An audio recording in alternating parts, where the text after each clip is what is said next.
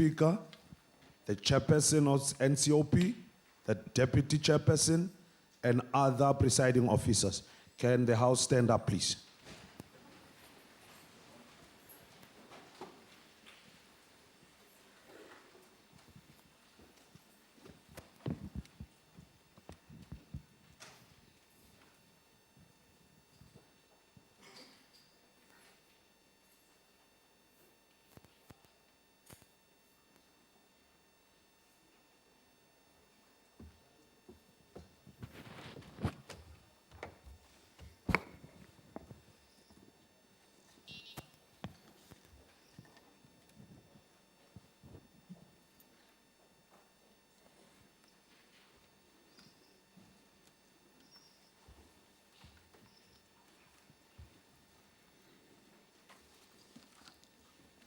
Good morning, ladies and gentlemen.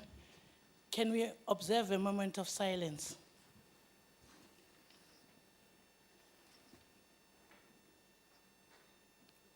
Thank you. You may be seated.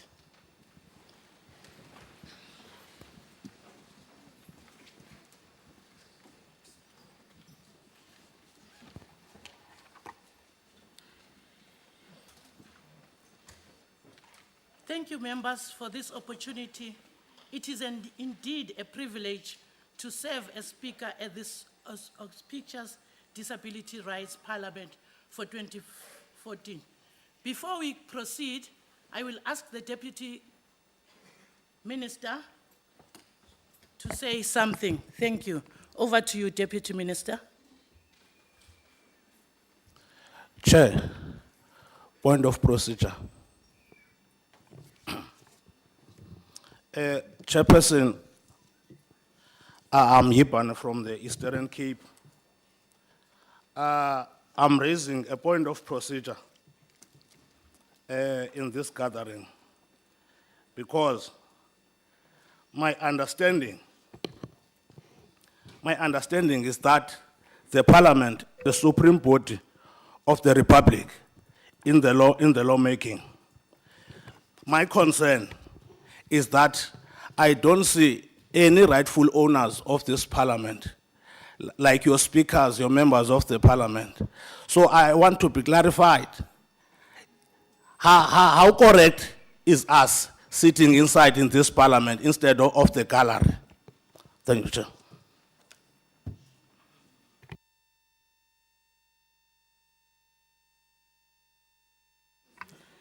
Thank you very much. I can hear what you're saying. The Deputy Speaker of Parliament is here. The Deputy Minister is here.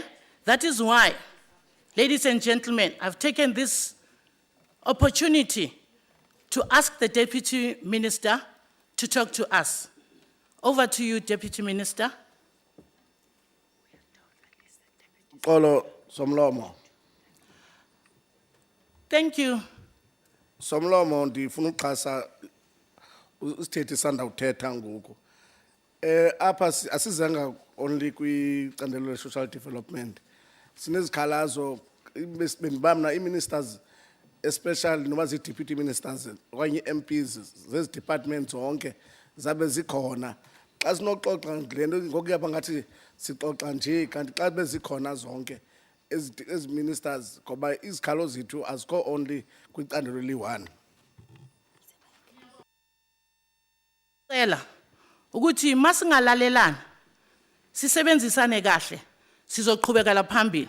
Engicela ukuthi ngikwenze manje, we've got headphones in front of you. Those of us who need interpretation, your gadgets in front of you are saying channel 1 is Afrikaans, channel 2 is English, channel 3 is Sitsonga, channel 4 is Indebele, channel 5 is Xhosa, channel 6 is Zulu, channel 7 is Sotho, channel 8 Sepedi, channel 9 is Setswana, channel 10 Siswati, channel 11 Ndishivenda.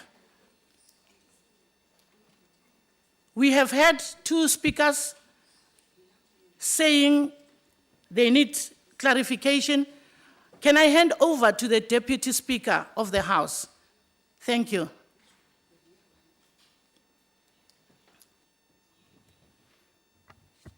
Thank you very much, Madam Speaker. We would like to express our gratitude, firstly, for the opportunity to host this, to be hosted by this disability parliament for the first time in the last 20 years. This is an important platform, and I notice present here are chairperson of committees in the National Assembly, as well as in the National Council of Provinces, who are also present here with me.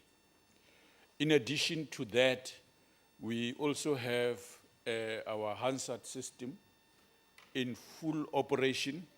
In other words, the discussions that are going to be taking place here are going to be meticulously recorded so that they are going to be processed and communicated with all of members of parliament relevant to the issues that are going to be discussed. I thought I should start there and allay the fears of members who may feel concerned about whether their issues, when they raise them today, will be taken on board.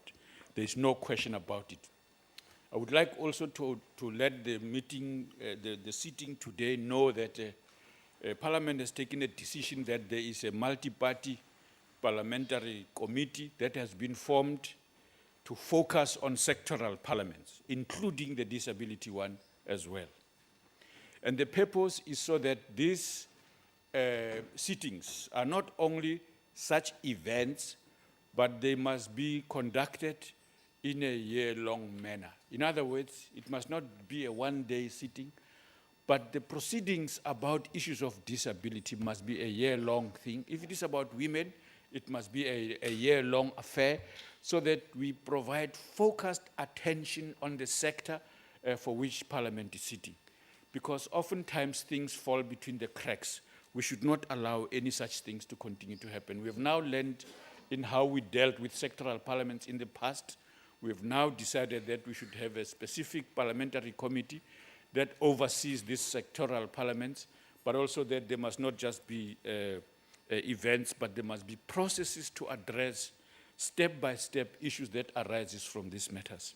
And also that we must have accountability for that. The reason why committee chairpersons and members of committees and select committees are present here is so that we can also go back to look at in what ways these issues affect the programs that we have ourselves as committees and select committees.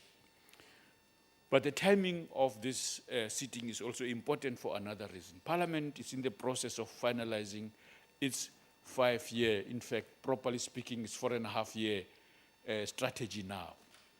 So that the issues that arises here are likely, some of them, to influence the program that is not yet finalized, so that when it is finalized, you are likely to see evidence of how the issues that may have arisen from this sitting here today are being taken on board in the strategy for 4.5 years of the 5th Parliament. Issues of disability are critical for a number of reasons, not only because in the mandate that brings us here, we've been asked to build a developmental state characterized by, I'll select 2 features. One of them is that they must not only be inclusive, meaning it must address the concerns of all South Africans, irrespective of who they are, their status in society. So that the outcome of the work of the state, meaning not only the judiciary, government, parliament, but all parts of the state machinery, creates conditions for the satisfaction of everyone who is a South African and those who stay with us here as visitors. The second related feature of this developmental state is that it must be decisive. That decisions that have been made must be implemented and implemented decisively. That when we receive feedback from people who the state services that we must act on those promptly, decisively, so that people feel responded to. As far as we are concerned, we think what we hope will come out of this session is an indication of those things about which we must not only be decisive, but as evidence of the inclusiveness of the processes that we are undertaking. It is also important that in not only looking at strategies that have been there in place before, and looking at what of the fourth parliament constitute the legacy of matters that we must follow through and implement as the fifth parliament. In other words, we have a responsibility to continue the work that they did. It's not just a matter of continuation, but in what ways must we change? Because continuity is always accompanied by change. We think we should change in the areas of effective implementation, of effective follow-through, of effective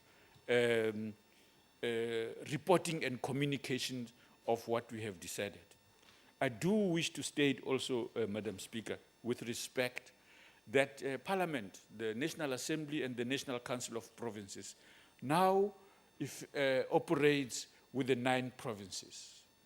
The Speakers Forum, chaired by Honorable Baleka Mbete, is now growing in significant ways, in that we are able now to work together with the 9 provinces legislatures, so that we look at what are the things that are common that we must work together to learn from each other and address those issues, learning from each other's concerns. So if any one of our legislatures, as an example, has a good practice on an area around disability, such information will be able to flow and influence all the other legislatures, including Parliament, so that we can effectively learn from the feedback we get. So the work of the legislative sector, the 9 provinces plus the National Council of Provinces and the National Assembly, is a very important progress that we have made so far in the 20 years of democracy. And I would like to conclude by suggesting that lessons that we are learning about oversight, about accountability, about ensuring that those things that happen here also happen in others, opportunities for people with disability not only to have access, but to have information that empowers them, is done properly, what is going to characterize the nature of the work that we are going to do in the next 4.5 years. We will be in a position to communicate to you what we have done about the things that would have happened here today as we proceed in the year and the period ahead. Thank you very much, Madam Speaker. Deputy Speaker, we'll now proceed to ask the Deputy Minister to talk to us. Point of I clarity. have noted you. Thank you, sir. Can we listen to the Deputy Minister? Point of clarity, Madam Speaker. Thanks, Madam Speaker. Appreciated the opportunity given and the explanation given by the Honorable Deputy Speaker, and greetings to the Deputy Minister and all members. I think the concern as raised is that we only have here the Department of Social Development. I think that's a critical concern which is being raised by the members who've been speaking here. Because our understanding is that disability cuts across all sectors, all departments. And therefore, the expectation as well was that we would be seeing in this room, in this August House, people from the Department of Education, you know, perhaps the minister and deputy minister there, you know, Minister Health or Deputy Minister Health, you know. I think that's basically the concern that we're having, Honorable Speaker, to say that the process in which is unfolding is that we are continuing to say that disability, it's a welfare issue. We've got nothing personally against the department itself. There's nothing. But this is part of our historic heritage in terms of our struggle, even before 1994, since our inception 30 years ago as DPSA, to say that disability, it's a human rights issue.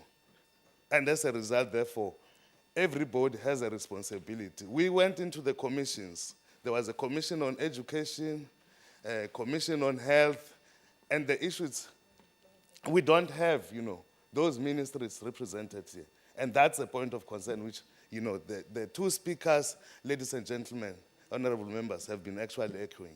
And that's the point, Deputy Speaker, which we're actually raising as a point of concern. Thank you. Thank you very much, Deputy Speaker, for the opportunity. I want to explain 3 things, and I think I tried to do that yesterday in the dinner, but it looks like I was not heard or understood. Firstly, let me thank the Deputy Speaker for the opportunity.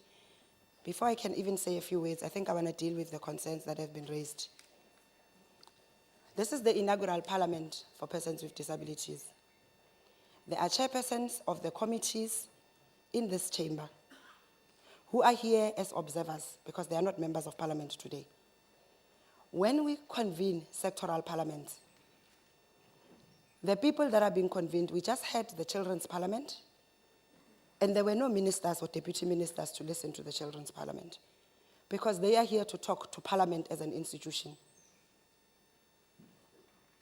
We hosted the Older Persons Parliament. Older persons spoke to highlight their issues. There were no ministers and deputy ministers to listen to that. I think it's important for us as South Africans to understand our democratic system, but to also understand what does separation of powers in our constitution that governs us mean. You are not being hosted by government. You are here to speak to Parliament as an institution. And the sectoral parliament, which is the very, very first one on disability that is convened, it's about disabled people being in Parliament and saying to Parliament as an institution, as one arm of this democratic country, we have not been heard. These are our issues. There are ways to speak to ministers and deputy ministers outside of the parliamentary institution. So the concern around government and ministers and deputy ministers having to be here to hear the concerns of people with disabilities, it's a valid one, but they don't have to be here to hear you, because today you are at the first inaugural Parliament. The people that are here are the chairpersons of the committees in terms of the areas of priorities of the 2 houses. They are here as members of Parliament. As the Speaker indicated, that this Parliament is the first one where people with disabilities must say to the institution, this is how often we want our sector parliament to be held. These are the issues that are of concern to us. What is the process beyond here? The Parliament is supposed to proceed as a way in which Parliament. That is why yesterday was set us out for members to be trained. And at the moment, I just want to say that when I sit down, can we please conduct this Parliament in the manner in which Parliament is conducted? If people are unhappy about certain things, there's a procedure, which I assume people were trained on yesterday, which is, may I raise a point of order? So let us first try and get this Parliament off the ground so that we are able to justify and institutionalize the Disability Parliament. And I did indicate yesterday that people might have different expectations, they might have planned, but normally the plans don't go the way we've planned them. And I want to stress, when sector parliaments are hosted, whether it's the Women's Parliament, whether it's the Youth Parliament, it is those sectors coming to speak. And in this case, the delegation of Parliament is led by the Deputy Speaker. You are not speaking to government. Government is another arm. And there are ways to engage ministers and deputy ministers outside of the Parliament, because that is another arm of the state. Today, you are speaking to the Deputy Speaker and his entourage. I am here as a Deputy Minister because disability falls under social development. And today it's a cabinet day, as you will all be aware. It's the last cabinet of the year. Ministers are in cabinet to close. And I was presenting disability items yesterday, and the minister has to get them through cabinet. So we could not both be here. I presented the first parts of the National Disability Policy, which I hope we are all waiting for, because we wanted to meet the deadlines of today, so that the minister can get that through Parliament, through Cabinet, so that it can go out for public comment.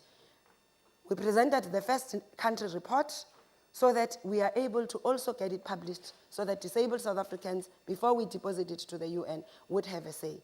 And that is why the minister is not here. Because as a deputy minister, I present to the cabinet committees, and she needs to present it to cabinet for it to be approved. That's the second part. We also presented a whole lot of other cabinet things. So I think it's important that I just place Minister Batabile Dlamini's apology that she is not here, not because she doesn't want to be here, but also apologize on behalf of the other ministers. They are not here because it is the last sitting of the cabinet, and they all have to be there so that the year is closed properly. And I want to apologize for the deputy president, because he asked me to convey the message. He is sorting out the crisis in Lesotho. So he is in Lesotho as we speak. And I need to apologize for the president, who is also not in the country, because there is an agent heads of states G20 meeting that has been convened, and he is not in the country. And they have requested that we convey their apologies, but ensured that we have an obligation as disabled South Africans to take the opportunity of ensuring that this very, very, very first sector disability parliament takes off. It becomes a success. We need to be heard. And it is us as disabled South Africans in this room who are carrying the many South Africans that are only connected through a television screen who would have loved to be part of this debate. So I really want to plead with us that we continue to honor and give our messages to the parliament. What we can confirm as the presiding officers in terms of rolling out what's going to happen is that, as the deputy speaker indicated, Hansard, your live broadcast is happening. Once Hansard is going to consolidate, the committee section of parliament is going to consolidate the outcomes of this, and then it's going to go for debate by the honorable members when they come back from recess in the real parliament.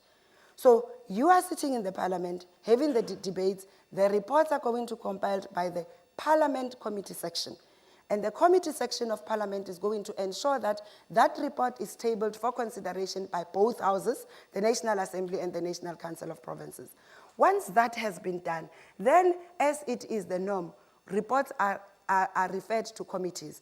It will really be up to the committee chairs that are sitting in this room, whether they're going to call for further disability public hearings. They will decide, as committees of education, of rural development, of health, of social development, how they want to process the report. Once the National Assembly, they can call for public hearings, they can come and engage members, but they will have their own plan, of which the House will require them to report back to the House. And as a result, the issues that you have raised will then form part of a parliamentary process for the first time, because we've never had disability being processed in this government, in this parliament formally, as it will be. Once that is done, once the committees have considered the issues that falls under their arm, it will go back to the National Assembly. And ministers will then be held to account. As the Deputy Speaker indicated, there is an accountability process.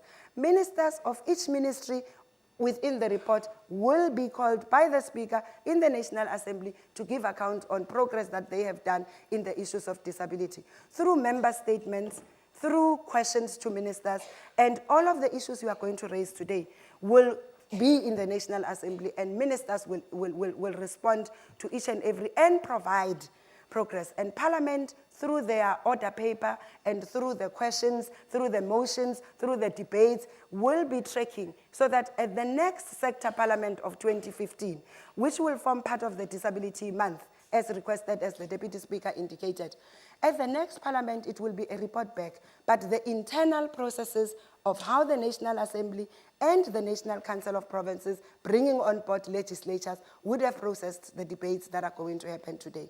My only plea is that, yes, we do have issues, but I just want to have one request before I sit down. Don't make me feel unwelcomed, please.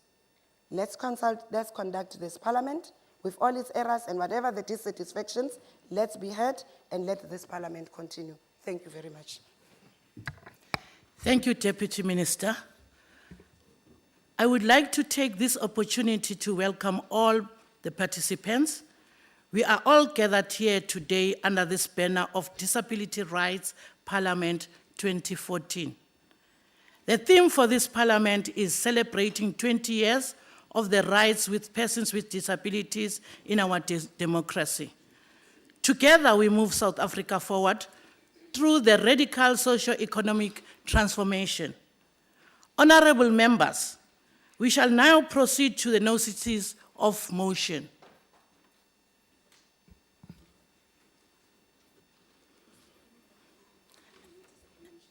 Is there anybody who is assigned or would like to take forward the notices of motion?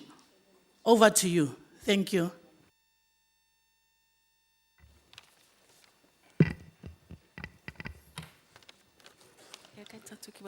Thank you, Honorable Speaker. My name is Masentla Mfukeng. Honorable Speaker, as we celebrate 20 years of democracy, it is also important to note that disabled people South Africa is also commemorating 30 years of its existence. Therefore, we want to call upon the people of South Africa to join hands and celebrate with the PSA. While we celebrate with our 20 years of democracy, allow me to point out that women with disability continue to be marginalized by society. I therefore move that the next sitting, the relevant minister in respect of women, social development, trade and industry, labor, public service and administration, small business development, education, expanded development, expanded public works program, provide this house with progress made on the empowerment of women with disability. Thank you. Thank you very much, Honorable Member.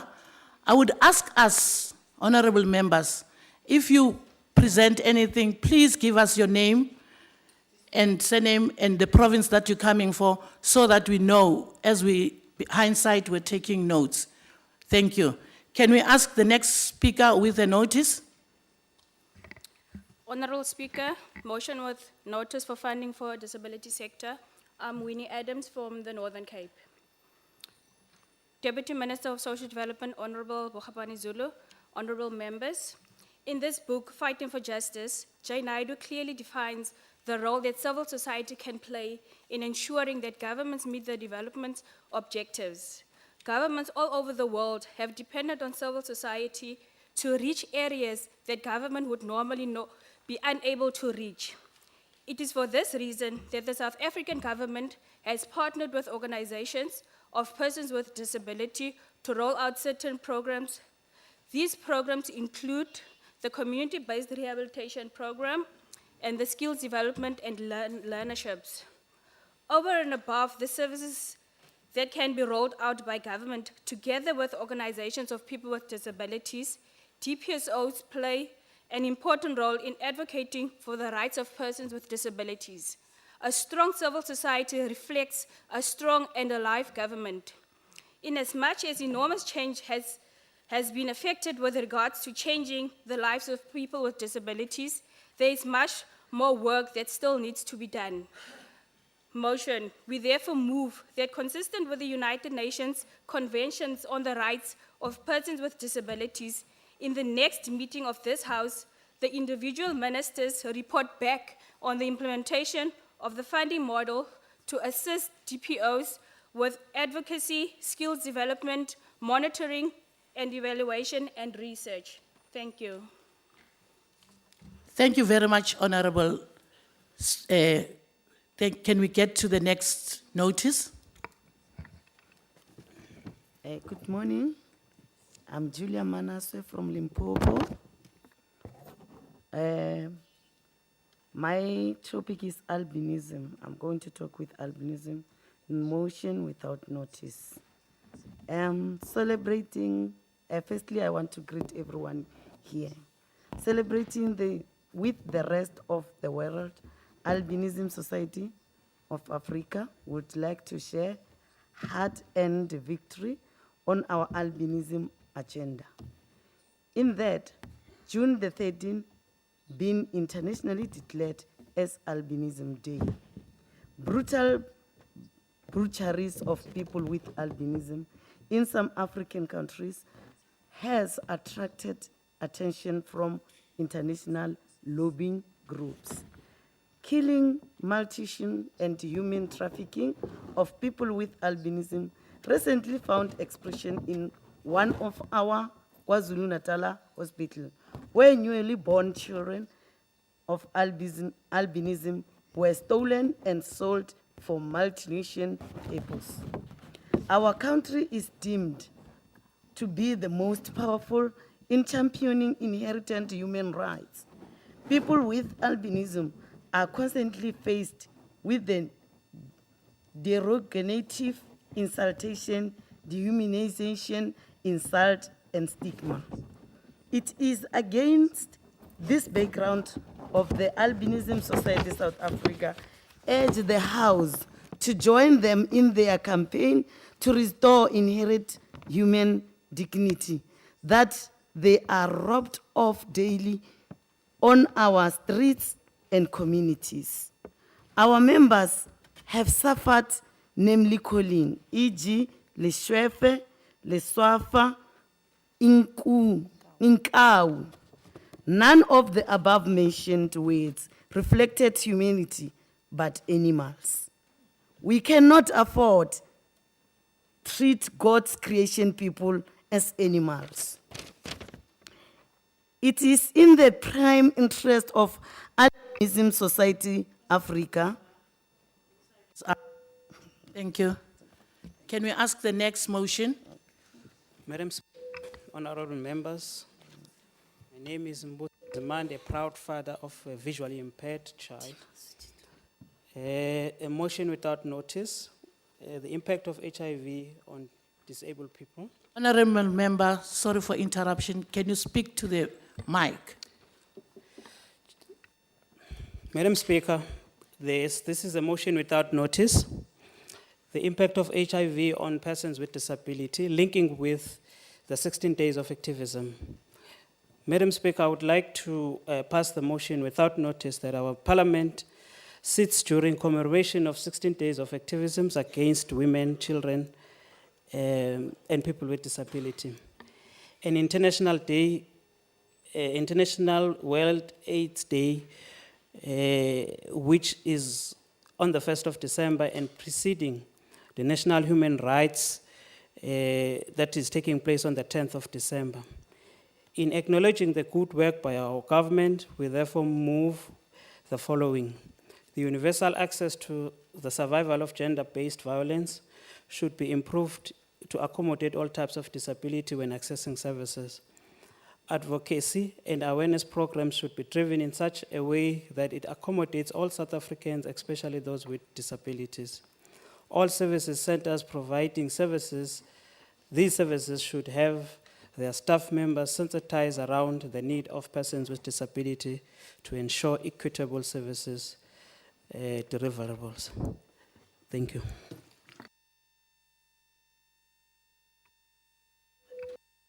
Honorable member, can we get further motions?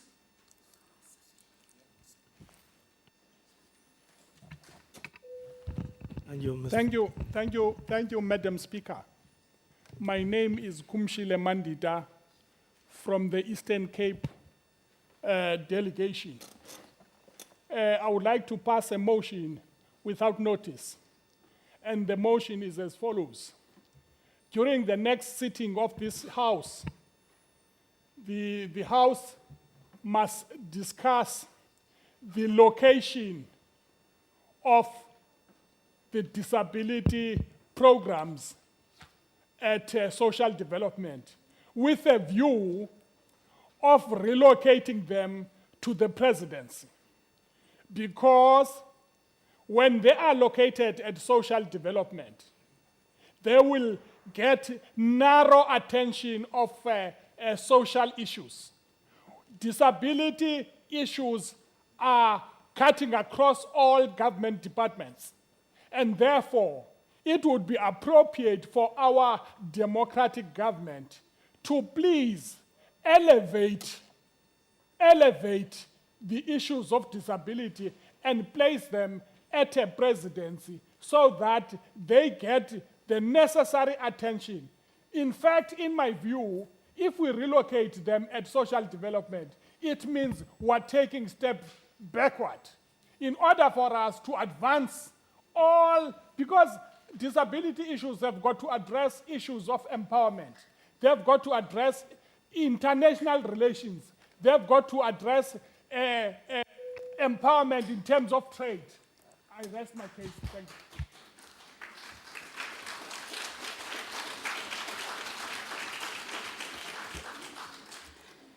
Thank you very much.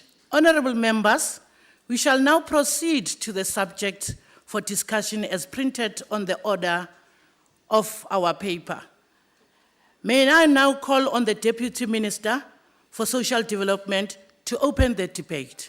Thank you, Honorable Deputy Minister.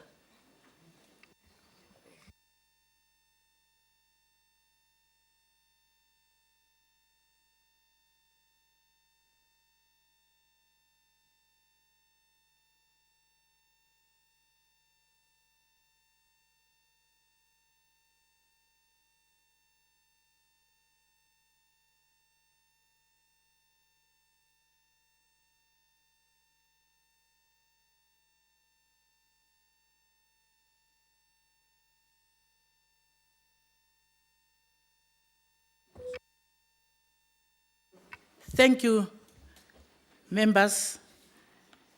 We will now proceed to ask the members that were nominated by our commissions. We will now call on the Popi Muchumi, who will take us through the Education Commission. Over to you, member.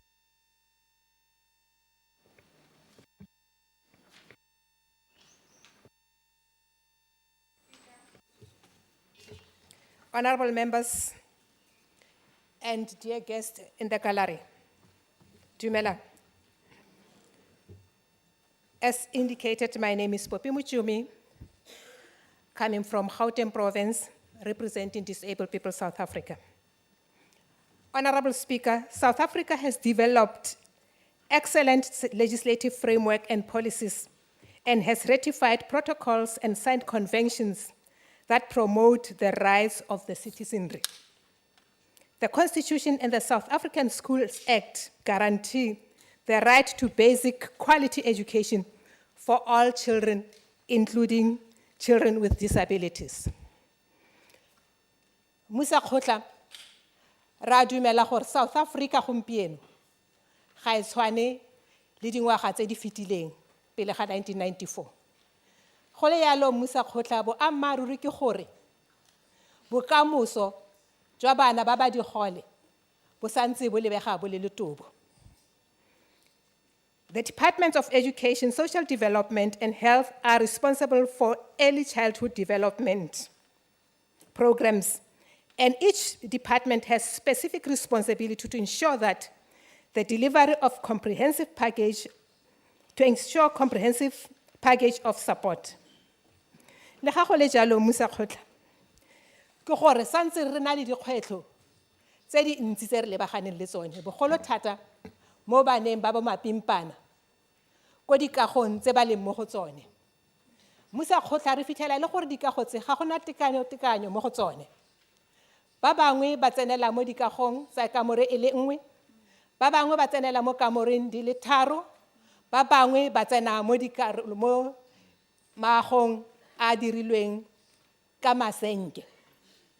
Mme otlhe matlo ao Musa Khotla ga a fitlhelesege. Ntle le gore ga a fitlhelesege kgotsa ga a tsenege, ga ana didiriswa tse di maleba.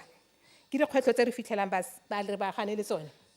Musa Khotla e nngwe ya dikgwetlho tse di leng teng re fitlhela e le gore bo mapimpana ba ba nang le bogole ba amogelwa thari kwa ditheong tse ba tshwanetseng ba nna go go tsone.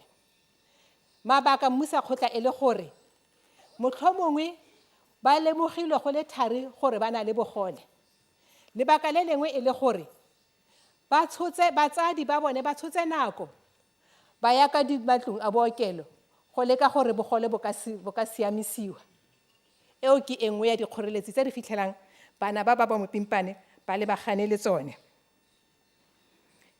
The situation, maemo a le mo matlosigae, mo dikarolong tsa legae mmusa kgotla le tsone, re fitlhela e le gore di na le dikgwetlho tse di tseneletseng mo baneng ba ba nang le bogole. Thata ba ba tshwanetseng ba tsena dithuto tse dikarolo tse tsa bo mapimpana.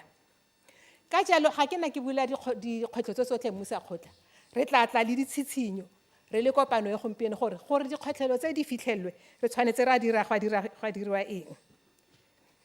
Because early childhood development is the foundation for children's development, it is critical to improve access to early childhood development for children with disabilities through the following measures. Training of all ECD practitioners to understand disability and inclusion.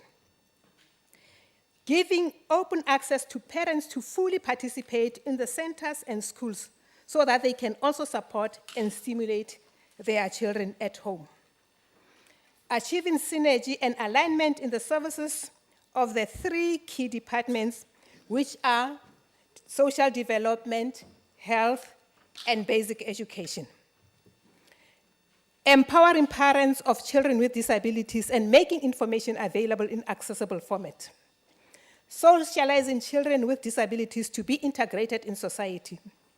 This should start at the level of ECD, where children are naturally socializing.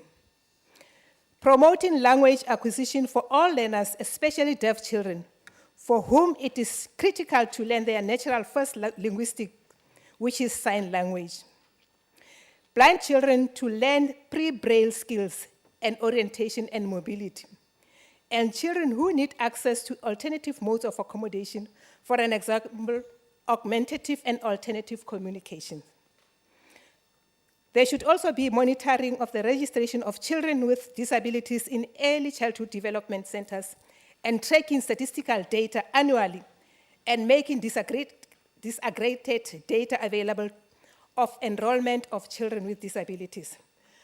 Honorable Speaker, may I conclude with the quotes from our most renowned icon, Utata Nelson Mandela.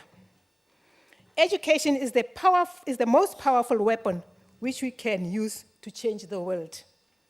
We are steadily but surely introducing education that enables our children to exploit their similarities and common goals, while appreciating the strength in their diversity.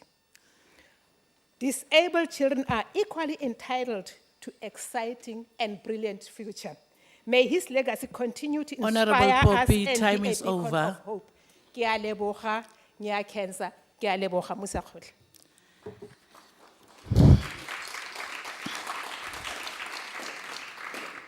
We are proceeding on education. Honorable Bram Jordan, over to you.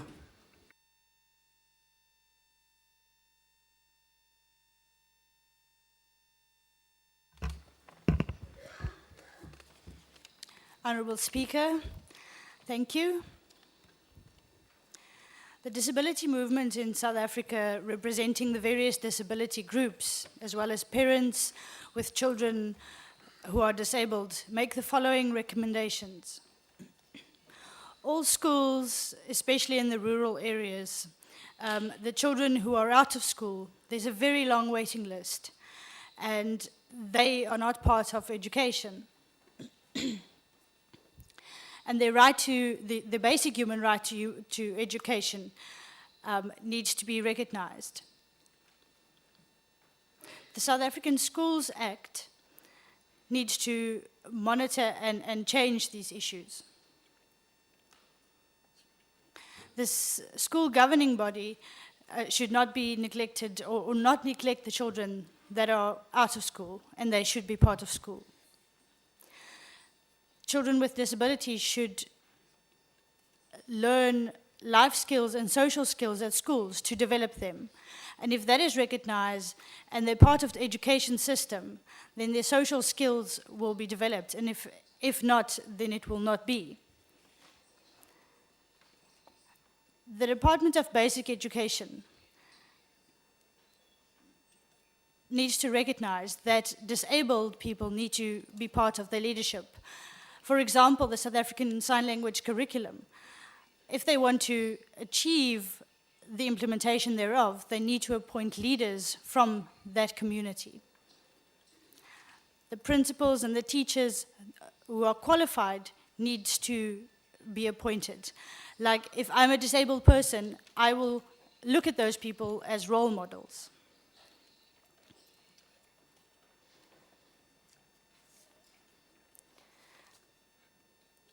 We need to provide alternative communication methods for various disability groups. We need, and also provide proper reasonable accommodation, like providing therapists and professional therapists at various schools. There should be bursaries for therapists, and when therapists are done with their community service, or when they do their community service, they need to be placed in the rural areas at schools. ICT and availability thereof as an educational tool at schools and higher education level should also be expanded through public partnerships. And so that people also have access to ICT at higher institutions. So we as the disability sector and the government needs to work together to achieve this. Access to the learning of sign language and the promotion of linguistic identity of the deaf community at ECD level, whether it be in basic, further, and higher education, is imperative. And South African Sign Language is the primary language of the deaf. Access to Braille and augmentative and alternative communication devices are non-negotiable for learners in special and ordinary schools, as well as in higher institutions. So once this is recognized and they have access, it means that we have inclusivity. So also as mentioned, the augmentative and alternative communication. If it's there, then inclusive education has been achieved. Very important is that various government departments such as health, transport, we have social development here, justice, needs to be integrated. All the services needs to be integrated. Arts and culture, health, social development, basic education, higher education need to come together and work together so that we can improve the services.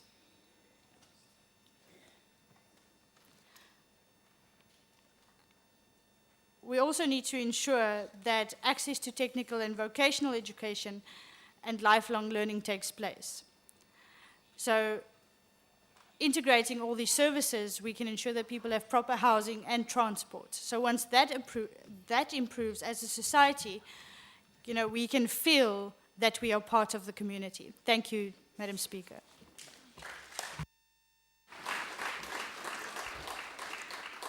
Thank you, Honourable Member. We'll now proceed to the last person on education, Siabulela Lucas. Over to you, Honourable Member. Thank you, Honourable Speaker. As this is the inaugural People with Disability Rights Parliament, it would be a benefit if we had all the respective heads of the departments or members of the Parliament. Firstly, a white paper should be developed in terms of monitoring the implementation of the Convention of the Education Sector. Such report will be designed to monitor the implementation of the education sector over the past 20 years. Monitoring of the teachers in the special schools to ensure that the children or the disabled youth in the special schools are receiving the intended education levels. We should also monitor the referral to special schools so that children are not necessarily wrongly admitted. Also monitor the measures of learners in the mainstream schools or normal schools, if I could say, to ensure that they are successfully integrated by providing the necessarily assistive devices, such as deaf sign language interpretations, assistive device for the visually impaired learners, etc. Monitor the extent of profound intellectual disability children in order that they ensure that they get full participation, especially in rural areas. It is imperative that there's representation of the disability sector in the school governing bodies, as this is important because this year there are elections of the SGPs. Monitor to which extent people with disability students are receiving support in tertiary institutions. This can be achieved, as I've mentioned, through sign language, assistive devices such as JAWS or the other assistive device programs, and also the inclusion of ICT. Monitor how many people or students with disabilities have got access to skills, acquiring skills in order that they can gain the entry into employment.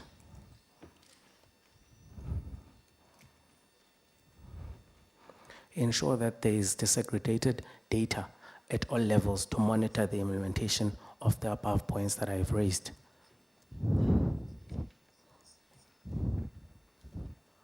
Strong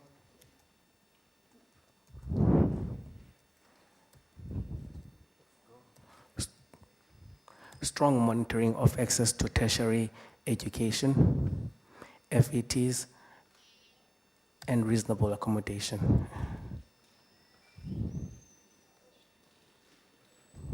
The reason we raise the above point is that when we look at the whole education model of people with disability in our country, it has to be integrated in a manner of from the early childhood development phase through primary schooling, high school schooling, tertiary, and post-matric.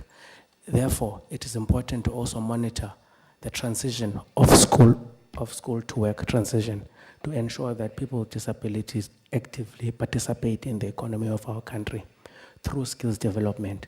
And for people with disabilities who do not have the intellectual capability of actually attending in the tertiary levels, they also gain skills levels through learnerships, expanded public works program, and strong monitoring of these issues. We suggest as the disability sector be strongly monitored. Thank you.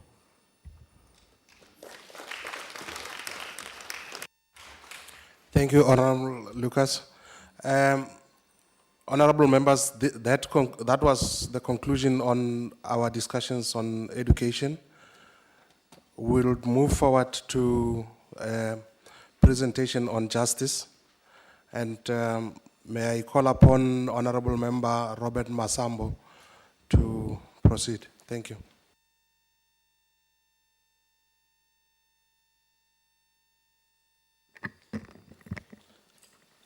Mr. Speaker, thank you for this opportunity. Once more, greetings to the Deputy Speaker and the Deputy Minister.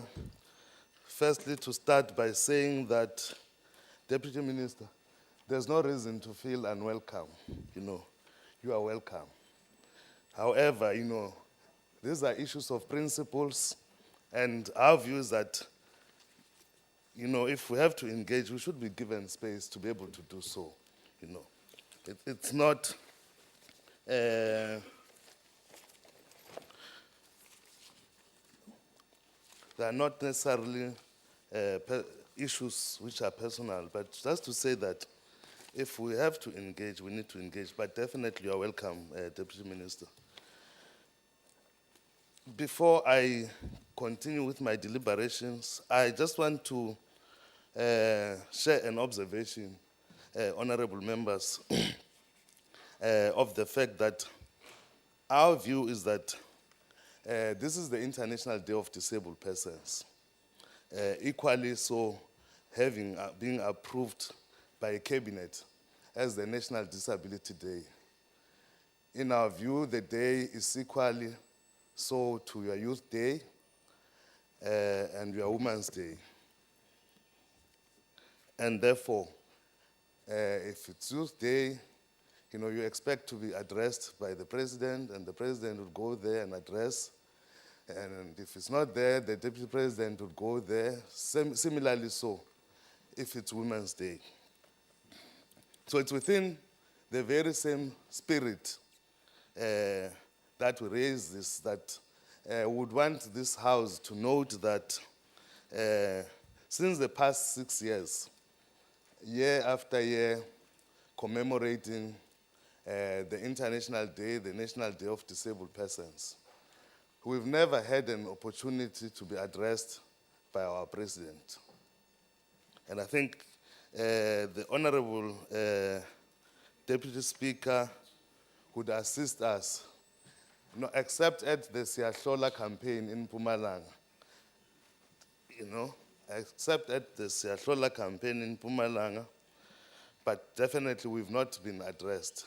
And our view is that we would request this August House to assist us in elevating these matters, because we believe that disability is not our issue alone.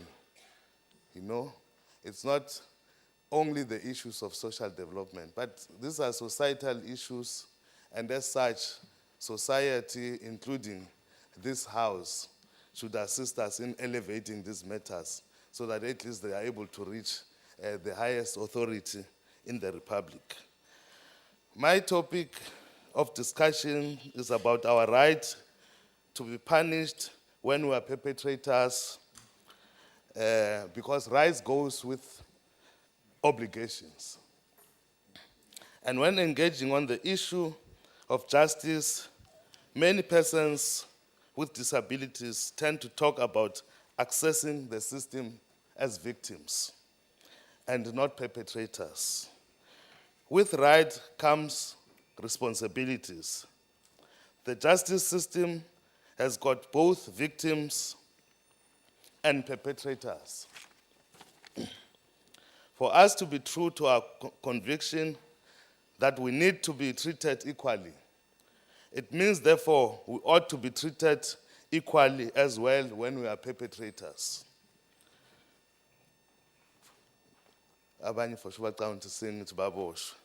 For this to happen, correctional facilities must be conducive. In recent times, we have seen the extent to which correctional facilities do not have the adequate capacity to accommodate persons with certain disabilities.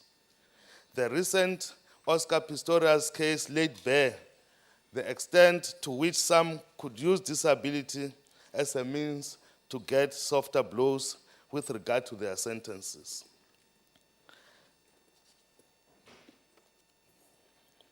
There is generally no appreciation of diversity and disability management on the part of correctional services officials.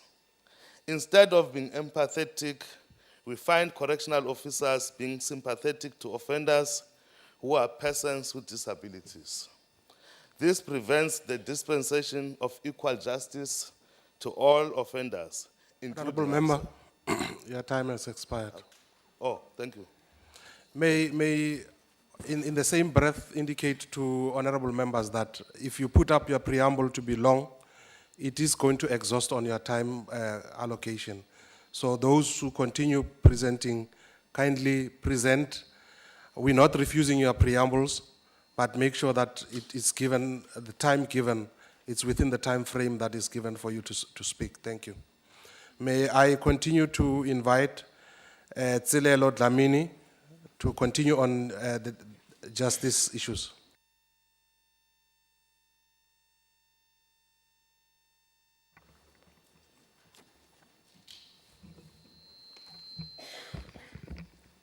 Thank you, Speaker, Deputy Speaker, Deputy Speaker, the Minister. My name is Celo, I'm from KZN.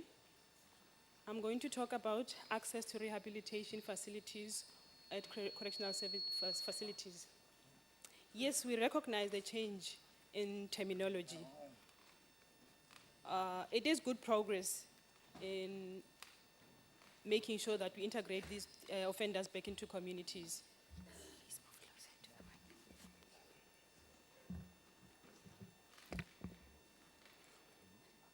we know that disability is taught at present, but they are only taught few skills like woodwork, welding, and electricity. That is also a purpose of making sure that these offenders have skills when they go back into the communities, they are able to sustain themselves and stay away from crime. However, we do have concerns about access within the facilities. At the same time, we noted that education training is available and there are programs running, but the programs are focusing on these programs is focusing only on access, but is it for all disabilities? Recently, we visited Barberton Center. We saw that the trainings were happening over there, but the trainings were only happening on the first floor, only with stairs only, which means the people who have different disabilities cannot access with using the stairs. There are no lifts. At the same time, we visited Westville Prison. There, we saw that education is also happening, but access for deaf persons in these trainings, no, none. A person who wants to finish matric cannot now. Now, if a deaf person cannot succeed while detained, how will this person be able to communicate without using his own language if he stays in a facility for a longer time? It is clear that from all of these, our facilities are not empowered enough to include disabilities. Therefore, now we recommend the following. I have listed 5. Introduce basic sign language for the staff who are working in prison, the same for the detainees. Second point, have programs that are offered with venues that have ramps enough for all the disabilities to be able to access. Braille be there. It has to be clear also for Braille persons that they can also access. We need facilities that are for the well-being of all the persons, freely and openly for their own selves' well-being and development. Please, to the Minister of Correctional Services, establish a unit that will be an advisory board that will make sure that the justice facilities, the prison facilities are accessible. At the same time, we propose to the Department of Justice that make sure these facilities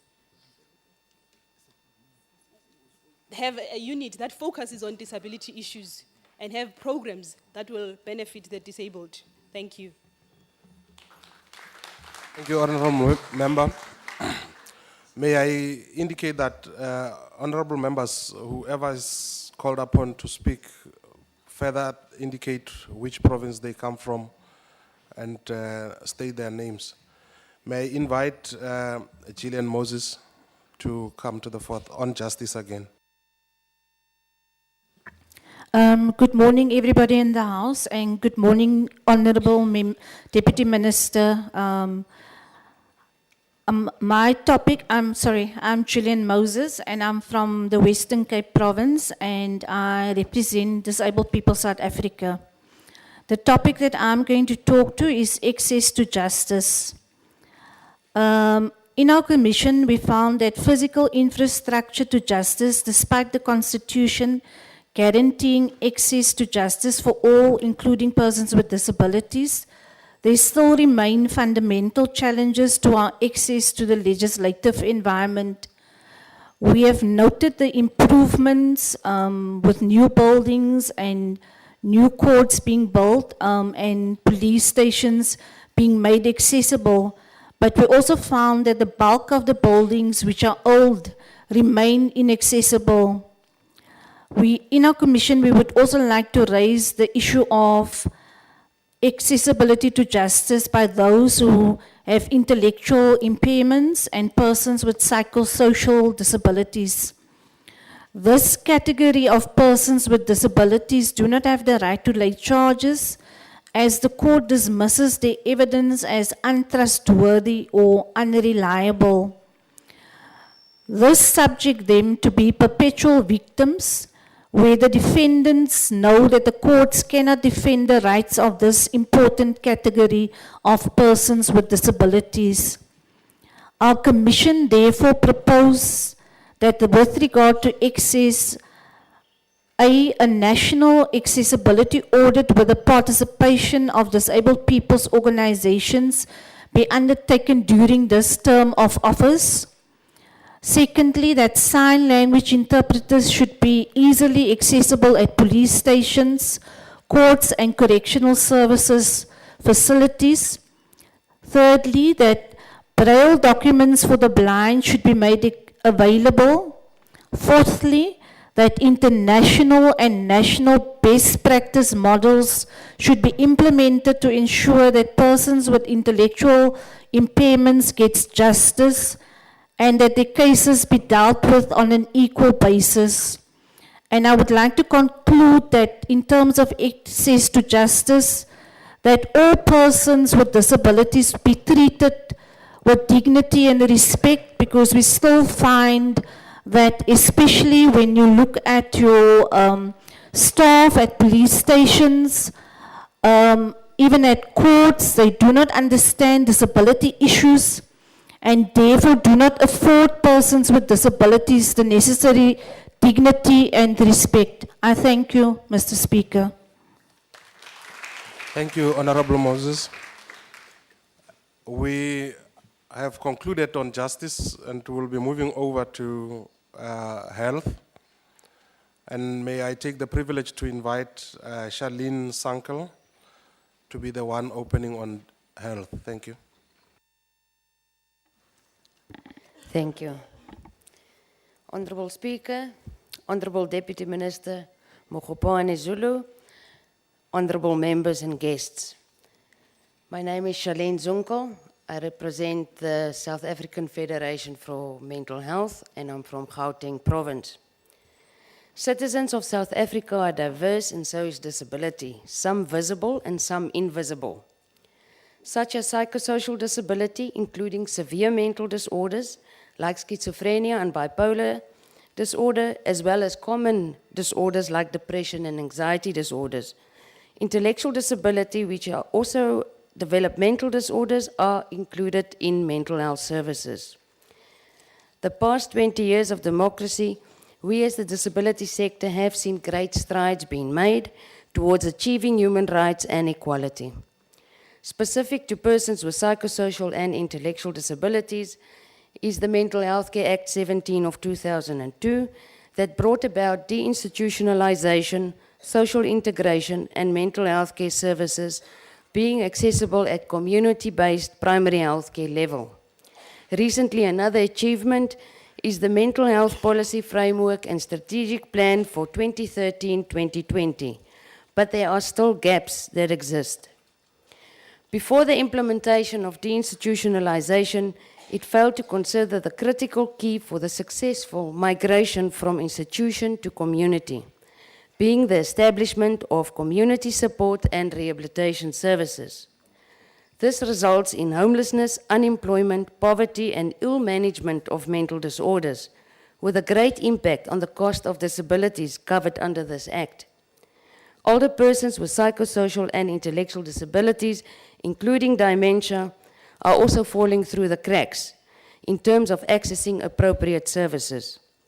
Youth with psychosocial and intellectual disabilities are severely affected by the lack of such community-based services that caters for their age-appropriate and specific needs. The Mental Health Policy Framework speaks of action plans to close the gaps currently experienced in scaling up mental health services. We highly recommend that its implementation with consultation with the sector be done, progress be evaluated and accelerated to gain momentum and affect the benefits for persons with psychosocial and intellectual disabilities. We recommend that this becomes the focus point of Parliament in realizing equity and equality during constituency work. We would also like to see how this policy framework will be integrated in the National Health Insurance Plan to ensure adequate allocation of resources for the realization of the action plans. The passing of the Supported Decision-Making Act must be fast-tracked, as this impacts on particularly participating fully in society and achieving independence. It is vital to ensure compliance with the UN Convention on the Rights of Persons with Disability in the cross-cutting spheres of disability. Persons with disabilities can and will continue to add value to society despite resistance caused by stigma and related discrimination. We are capable of self-representation and decision-making. This should never be disregarded within political, social, and economic structures. I thank you.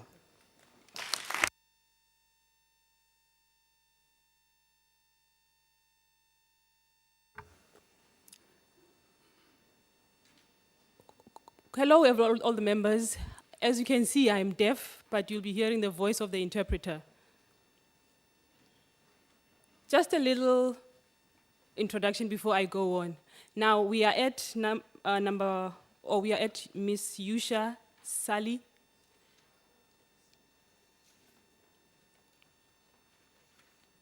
Sorry, it's a Mr. Thank you, Mr. Speaker. Good morning, Honorable Speaker, Honorable Deputy Minister, Bokopane Zulu, honorable members and guests. The right to health has a direct effect on the well-being of persons with disabilities. There has been significant improvement over the past 20 years in the health sector with regard to treatment for persons with disabilities. However, there are many challenges that still face persons with disabilities, especially individuals with neurological disabilities.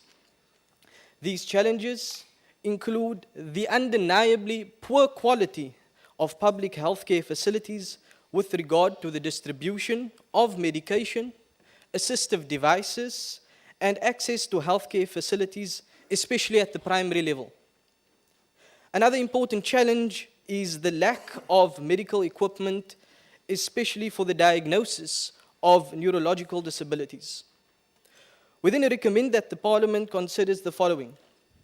Firstly, to improve the oversight of clinics by monitoring the continued and consistent access and availability of medications, especially those required for neurological disabilities. Secondly, by providing more medical equipment to the public healthcare facilities, especially those required for the diagnosis of neurological disabilities, for example, epilepsy. Thirdly, to improve environmental access to healthcare facilities for persons with sensory and physical disabilities, including transport. Finally, to improve the distribution and eradicate the backlog of assistive devices for persons with disabilities. I thank you for your attention, and I hope this message reaches you, honorable members, with good faith. Thank you.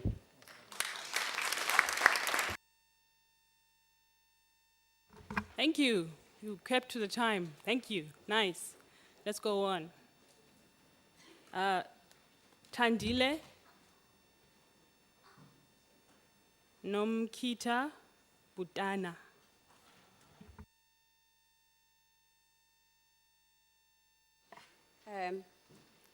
Is it on? Okay. I'm Tandile Nomkita Butana from the Eastern Cape, South African National Council for the Blind, based in Utenek. Honorable Deputy Speaker and your team, Deputy Minister of Social Development, Honorable Bokopane Zulu and your team, honorable members of Parliament. Rehabilitation is not a luxury for persons with disabilities.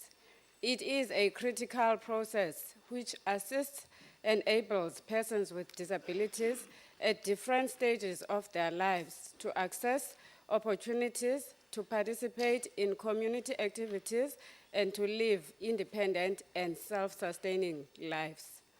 The slow progress made over the past 20 years of rolling out of rehabilitation services for the majority of South Africans is therefore of great concern.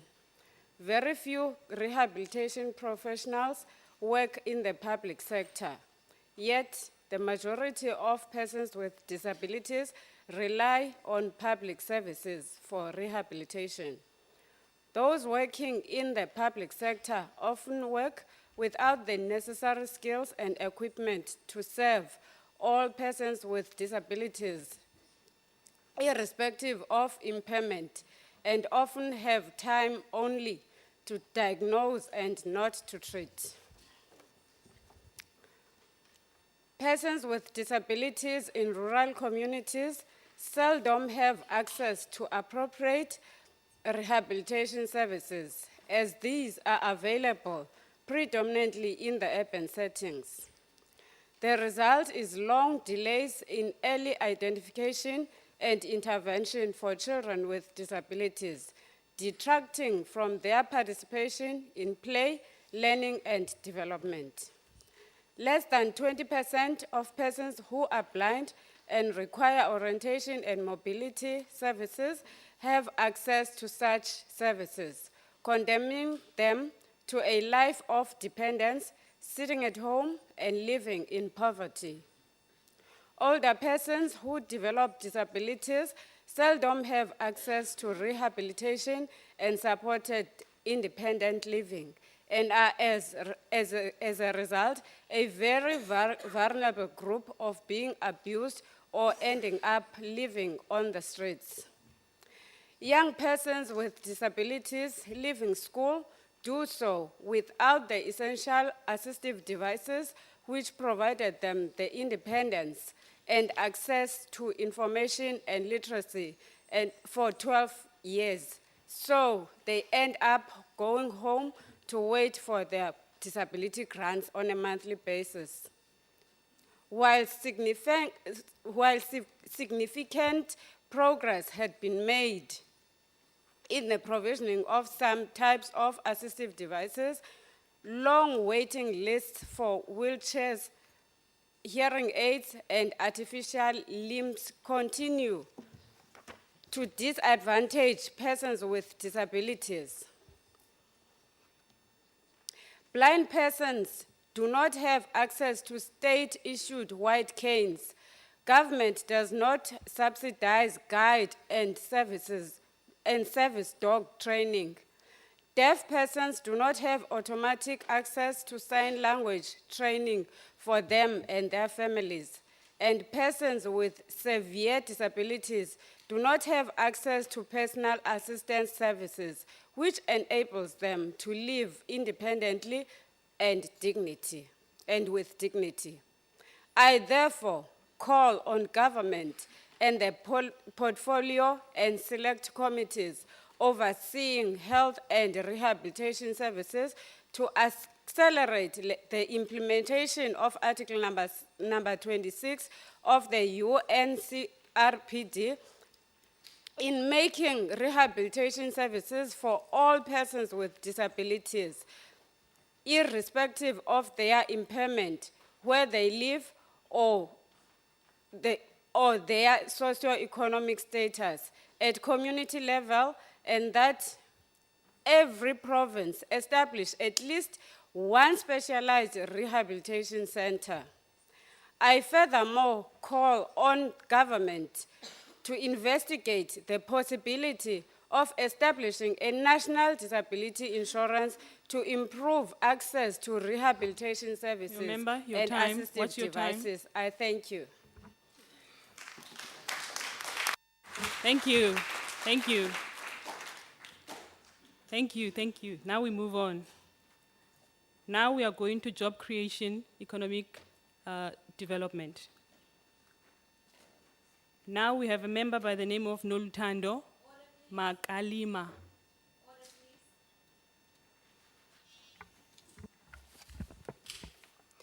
Deputy Speaker, thank you. I'm sorry to interject, but listening No, the Speaker no, now no, about health Honorable member, no. and no. the blind as well. No, stop. What about Wait. the deaf and No, blind? They're not stop. represented No, in all no, member, no, the stop. speak. Stop. Okay, thank you. But then deaf and blind should also be represented. Thank you so much. I said stop. The name, I follow the list. The name is on the list. I'm following the list. This is the list I have in front of me. That's all I'm doing, following the list. If you want to say something, who are you? If you are not Nolutando Makalima, then where is Nolutando? I don't know your name. Are you Nolutando?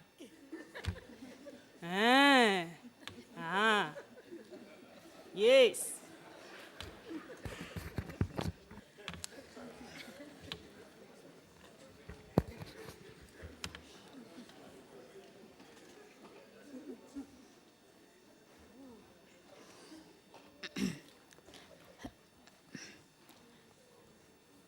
Morning all. My name is Nolutando Makalima. I'm from Siyapagama in the Western Cape. Honorable Speaker, Deputy Minister, Zulu, honorable members, guests. Honorable Speaker, members, I stand before you to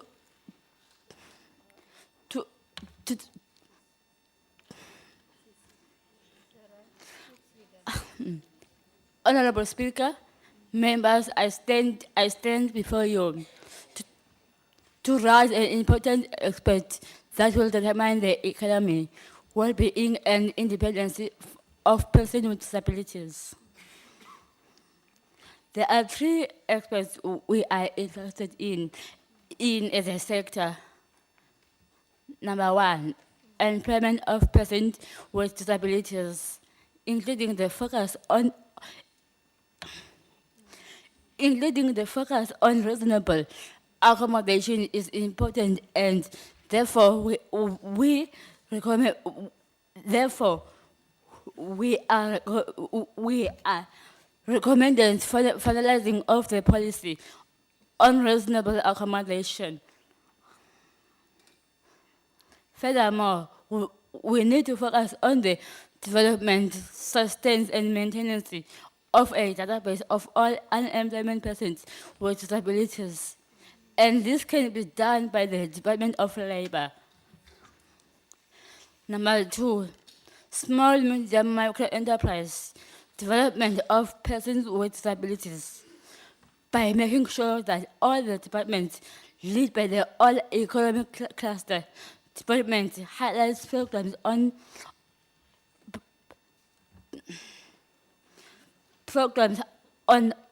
access to the opportunities in the economic sector. We also require developing a database entrepreneurs with disabilities that can be used to access such opportunities. Number three, finally, we would like the government and the private sector to make jobs for the people with disabilities, and priority, as we do not want to depend on the disability grant, because we believe that we can work and contribute to the economy of South Africa. We also appeal to the communities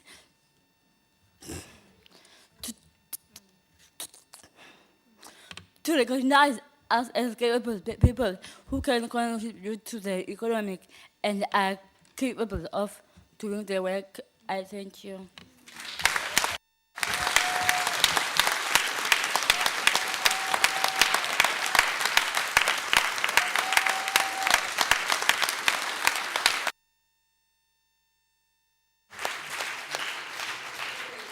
Thank you very much. You know, members,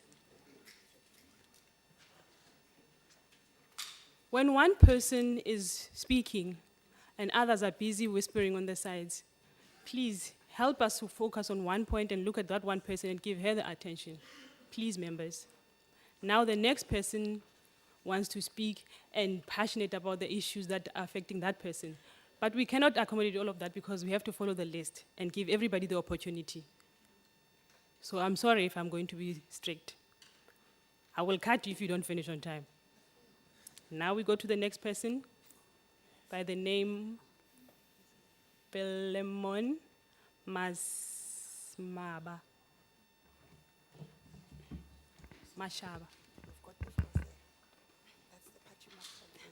Good morning, members and guests.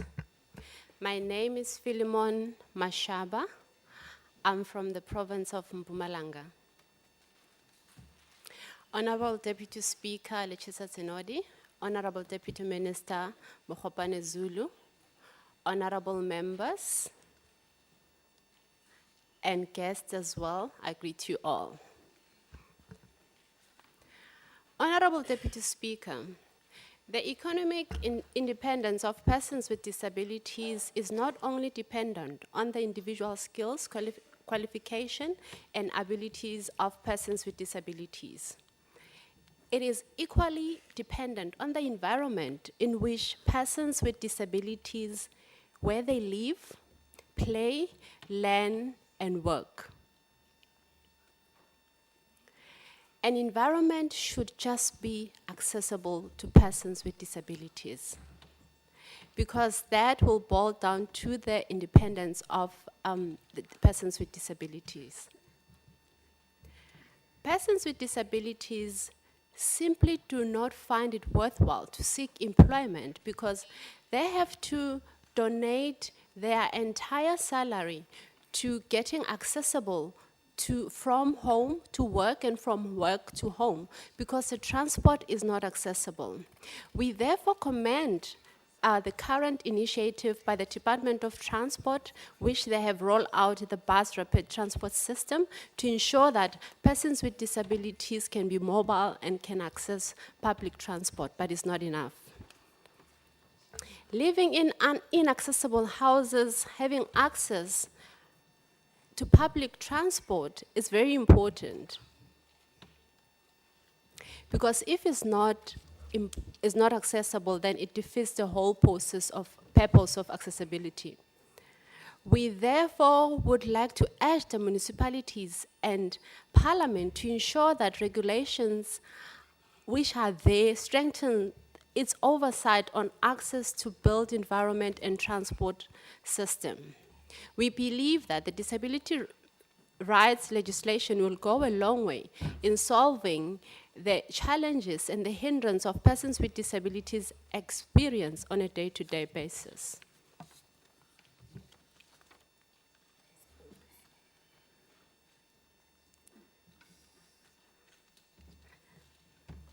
Honorable Deputy Speaker, I just need some time.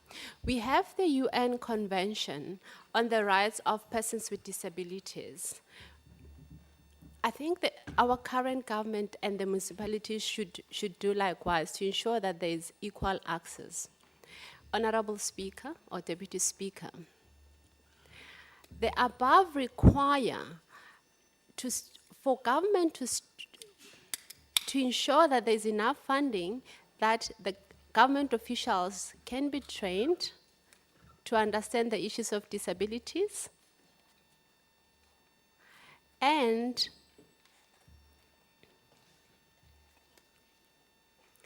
to ensure that when a person with disabilities has been appointed, there's reasonable accommodation, which is what is required by the UN Convention. So I hope that the municipalities and the government at large and Parliament will adhere to that.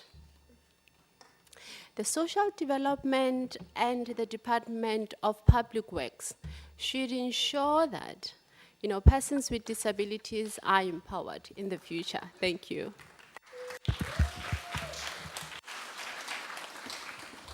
Thank you very much. I'm Michael Mkhize from KZN, the Deputy Speaker. Honorable Deputy Minister and Honorable Deputy Speaker who are in our midst, honorable members who are here, we still continue with our list, but we are requesting the speakers to be a little bit slow in order for the interpreter sign language to catch up in order to interpret. So don't be fast, but just be a little bit slow. We are continuing with our list under job creation, economic development. Now we're going to call upon Lulamile Ngaka. Lulamile Ngaka. Thank you, Honorable Mr. Speaker. As you have said, my name is Lulamile Ngaka. I'm from Disabled People South Africa in the Eastern Cape. Honorable Speaker, the Honorable Deputy Speaker, Lichisa Tsinodi, Honorable Deputy Minister, Minister Bokopane Zulu, members present here, guests that are part of us today, let me greet you all. In the first 20 years of democracy has witnessed intention by Parliament and the Executive to create an enabling environment for the removal of barriers that impede the economic impedance of persons with disabilities. Yet we find ourselves in a situation in 2014 where the economic sustainability and employment situation of persons with disabilities remain dire despite the passing of enabling and very progressive legislature since 1994.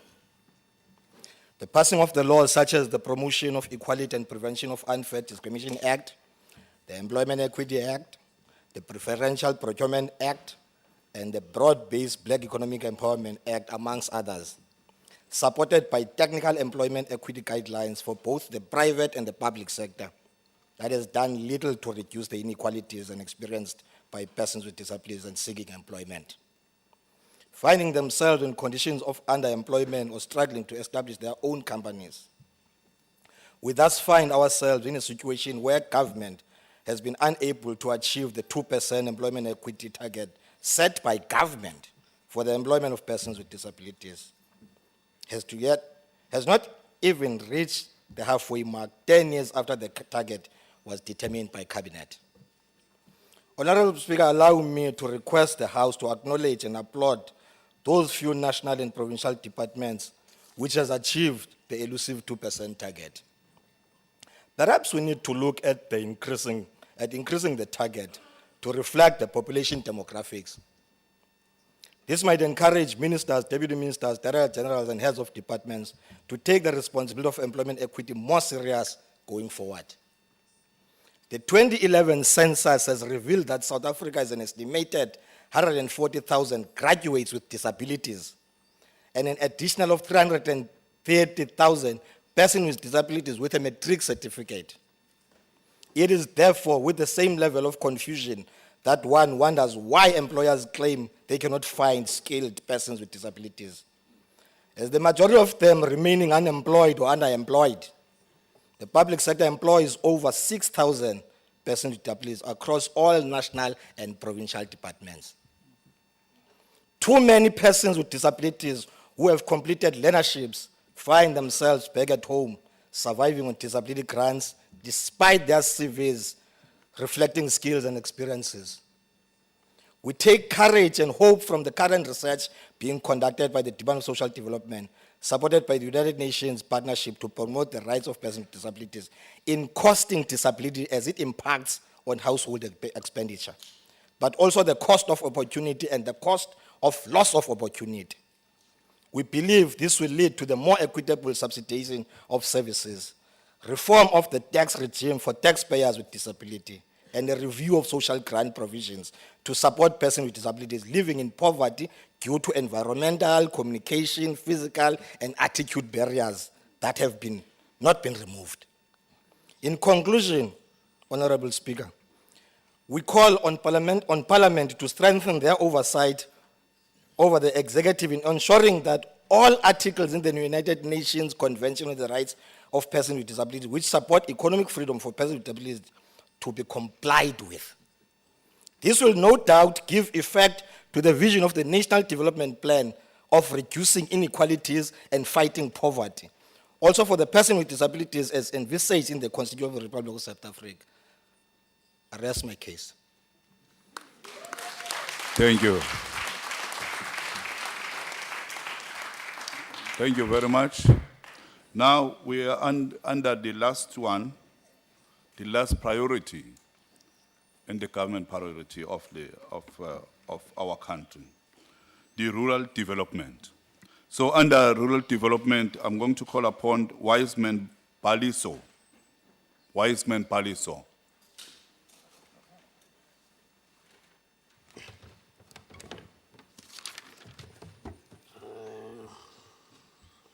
Thank you, Honorable Speaker. Honorable Deputy Speaker of Parliament, Mr. Tanuri, Honorable Deputy Minister, Member Khubane Zulu, members and guests, I am Mr. Vuila Wiseman Baliso from the Eastern Cape Province, Majola. Honorable Speaker, my presentation will be on land ownership. It is a general knowledge that land ownership in South Africa is under a dispute. This is worse with regards to people with disabilities, as they are not assisted to own land.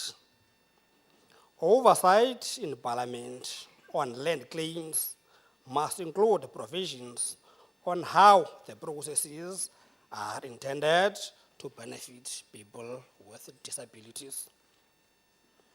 Equal opportunities should be afforded within the framework of affirmative action and settings of preferential practices that will result in specific targets, like 5% of land ownership for people with disabilities. Honorable Speaker, there is a need for improved infrastructure. Small-scale agriculture and related rural industries should be developed through investment in economic infrastructure in rural areas, roads, electricity, etc. As I conclude, I need to emphasize the fact that whatever interventions are on land issues, relevant stakeholders should all be sensitized, like the chiefs in the rural areas, the indunas, maranas, whatsoever, with hardened attitudes who view disability as just an invalidity, or people with disabilities as just mad or mental people. I must conclude finally by saying that land ownership should not only be equal in death, whereby everybody is owning a piece of a grave which he cannot see or enjoy himself. Thank you. Thank you. Thank you, Honorable Member. We'll move to the Honorable Member Peter Louis under Rural Development, please. Peter Louis. Thank you, Honorable Deputy Speaker. Thank you, Deputy Minister Bokopane Zulu, members of the disability sectors and all the guests that we find ourselves in this house. My name is Peter Liu and I'm from the Northern Cape, specifically Berkeley West. What we have came across as a need for people with disabilities in terms of Rural Development Commission statement, we urge from the government for the oversight of Parliament must include regular interaction between people, between public representatives and people with disabilities in rural areas. Musa khotla ga mmogo le sekhuduthamaga sa Parlamenti eno re ne re kopa gore o ka re ha Parlamente e latlhela bogogu e tsepamise maikutlo ga mmogo le mafapha a farologaneng go matlafatsa batho bao ba tshelang ka bogolo segolo jang batho ba ba nnang ko dipolaseng. Reprioritization of resources within government departments should take place to ensure that people with disabilities in rural areas, they get equal benefits. Ons voel dat de mechanisme moet in plek gesteld worden met departementen om overeen te komen wat nog niet voldoen aan die vereistes met betrekking tot die gelijkheid en die bemachtiging van mensen met gestremdheid. Dus ik zeg voor IDH's, baie dankie. Shalom.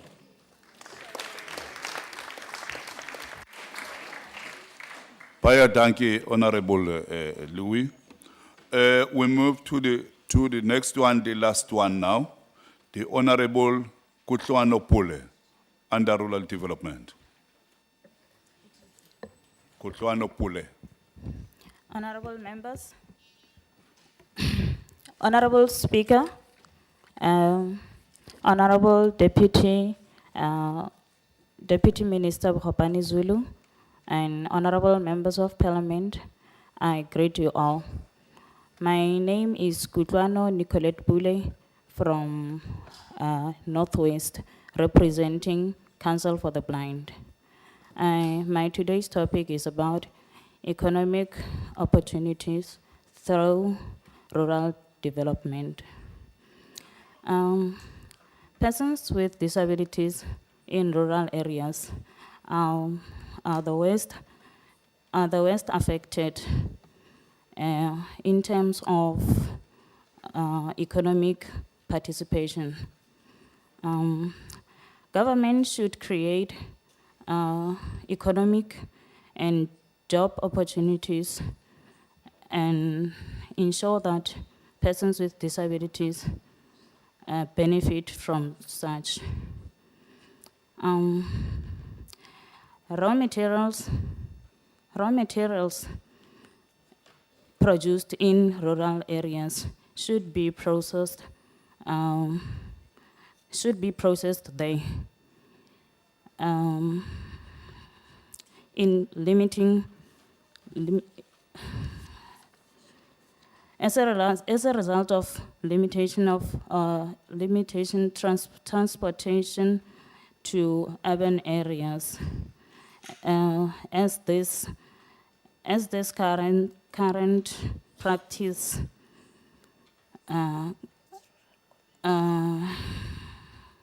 as this current practice put rural area at a disadvantage. Persons with disabilities should be assisted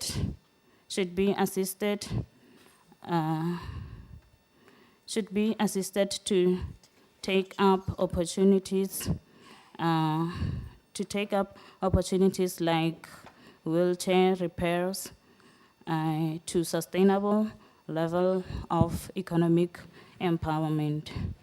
And more government resources should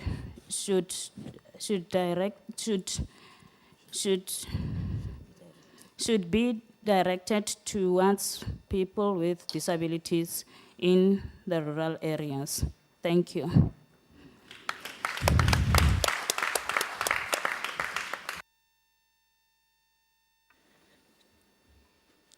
Deputy members, Deputy Minister, Deputy Speaker, we have had our deliberations and we have handed over 5 areas. At this moment, we would ask Mr. Michael Mkize to make the declaration. Over to you. Thank you very much, Honorable Speaker. Our declaration under the National Disability Rights Parliament on the 3rd December 2014, assembled in Cape Town. We, the delegates to the first Inaugural National Disability Rights Parliament organized by the Democratic Parliament and the Government of the Republic of South Africa on the 10th December 2014 in Cape Town, under the theme, celebrating 20 years of the rights of persons with disability in our democracy. Together, we move South Africa forward through radical socio-economic transformation. We are joining the rest of the world in observing and celebrating the International Day of Persons with Disability, IDPD, which our government has officially declared to be the National Day of Persons with Disability. We represent the national organizations of and for persons with disabilities, provincial representative structures, the National Assembly and the National Council of Provinces, NCOP. Our inaugural Disability Rights Parliament is historical in that it takes place shortly before the first anniversary of the departure of the father of our nation, President Nelson Mandela. We remain indebted to Madiba as he laid a firm foundation for united, democratic, prosperous, and inclusive South Africa that disregards any form of unfair discrimination. We will continue to pursue the ideals that he represented, including commitment to affirm the fundamental rights of persons with disabilities. Our parliamentary sitting of today is therefore an important step in preserving the legacy of Nelson Mandela. We have identified disability rights interests in each of the 5 government priorities.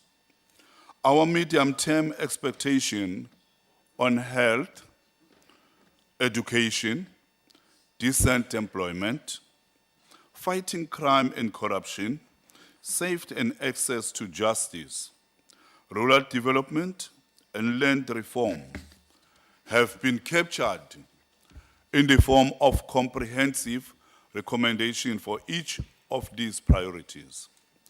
We start with on health. We have noted progress made in improving access to health services for persons with disability. The integration of mental health care into primary health, making it accessible at community level. Facilities for persons with albinism have improved. Distribution of medication has improved. Whistle patient confidentially for persons with disability remains a challenge. Rollout of one pill program for ARVs, giving amongst others persons who are blind, improve access to health. We therefore recommended that resources be availed to deal with the huge backlogs in the provision of assistive devices, accessibility formats for health promotional materials be procured, effective implementation of mental health policy framework for under 2013 to 2020, improve oversight of clinics, waiting times, availability of medication access. There is a need to capacitate healthcare workers on disability rights, and the Social Assistance Act should be reviewed to go beyond medical assessment. We move to on education. We have noted progress made in the enrollment of learners with disability in mainstream, special and full service schools, increase in the number of higher education institutions with disability support units, and other initiatives to ensure access to education for persons with disability. We have therefore recommended that the needs of children with disability in early childhood centers should be adequately responded to through availability of earlier intervention and support. Auxiliary service providers must understand the needs of students who are deaf as well as those who are blind. There is a need for more people with disability to work in the education sector to serve as role models. Resources to education must address the higher level of students with disability in rural areas. Technology, which is ICT, must be considered to address current barriers to education. Government should improve access to out-of-school youth and children on waiting list on the principle of zero rejection and country status report on the implementation of education white paper 6 must be submitted to Parliament. We move to job creation and employment. We have noted the inclusion of Disability in Employment Equity Act. The development of job access strategic framework on the recruitment and retention of people with disability. However, most institutions have not achieved the set out employment targets. Therefore, recommendation is this. Government implement plans to enable persons with disability to access economic opportunities. Create mentorship programs with successful entrepreneurs with disability to have a sustainable pipeline. Monitoring and support system to be developed to ensure job creation and decent employment of persons with disability. We move on safety and access to justice. We have noted that accessibility to some courts is still a challenge. There is a limited access to interpreters for the deaf community. Access to the justice system for women with disability have improved, and the establishment of the Human Rights Commission and other Chapter 9 institutions have assisted in improving access to justice and protection of our fundamental rights. Therefore, the recommendation is this. SAPS, which is a South African Police Service, officials need to be sensitized on handling cases for people with disability. People with disability should be part of SAPS forums in their communities, which is CPF. There has to be a deliberate effort to produce more disabled people as lawyers and magistrates in order to help with the sensitization on disability issues and training of officials in the justice cluster should be prioritized. On rural development and land reform, we have noted that ownership of land remains a major challenge for the sector. Agencies established to deal with rural development have inappropriate understanding of working with the sector. Information dissemination to people with disabilities in rural areas is inadequate. Participation of people with disability very much limited in land reform processes, and National Agriculture and Rural Services Corps programs have started to include more people with disability. We have therefore recommended that there is a need for intensive motivation for the sector to participate in the land reform and rural development programs initiated by government. Ensure that members of parliament include as a practice or rule consistent interaction with the organizations of people with disability in rural areas during constituency work. Disseminate of information on opportunities for empowerment to persons with disability in rural areas should be prioritized. There should be a deliberate effort to ensure ownership of land by people with disability. Food security interventions should benefit more people with disability as well. This Inaugural Disability Rights Parliament has further generated recommendation that will inform the oversight work of Parliament and strengthen government program of improving the quality of life of persons with disability over the next 5 years. We emerge from this Parliament more confident that our government will continue to address our medium-term expectation within the 5 key priorities, thereby improving the quality of life of persons with disability through radical socio-economic transformation. We join the rest of the country in celebrating 20 years of freedom and democracy. We hail the progress made in affirming the rights of persons with disability. However, a lot more still need to be done, especially in our rural areas. We therefore declare that together we are moving disability rights forward. We move this document to our Deputy Speaker of Parliament, the Honorable Lisecha Sinolo, and our Deputy Minister of Social Development, Honorable Hendretta Bogopane Zulu. I thank you.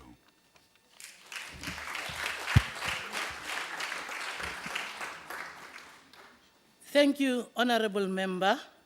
That concludes our declaration. I now put the question to say that, do we agree on the declaration? Honorable members and ladies and gentlemen, do we agree to the declaration? Yes. I can't hear it. Yes. Honorable member, this is historic. Do you agree to the declaration? Chair. Yes. Chair, we agree with maybe additions because we feel that there are issues that do not surface in the declaration. For instance, the relocation of disability in the country. It does not appear at all there. Thank you. Thank you very much, Honorable Member. I would now like the reader of the declaration, Mr. Mkize, and the Deputy Speaker to present the declaration to the Deputy Speaker. Over to you guys.